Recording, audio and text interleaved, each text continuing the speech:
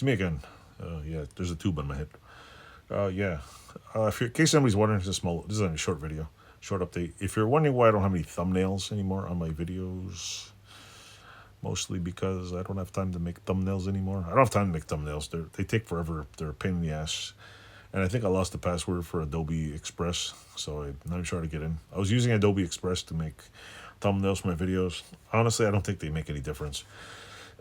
Some say they do. Some say that when I stopped making them, it seemed like I got more views than when I was making them. And maybe I'll get more views that I got a donut on my head than you know. But yeah, I don't need time. I barely have time to edit them. So if the quality of my videos has gone down, that I've ever had any high quality videos, I apologize. I like making videos. I get to the point, make it. It's done. Some of them I try to get rid of the like incessant. I'll shorten the grinding down. I'll lower the volume.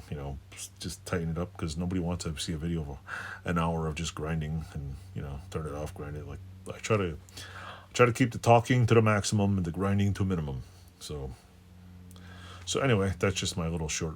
But so maybe I'll make a new video intro. So thanks for watching. Toodles.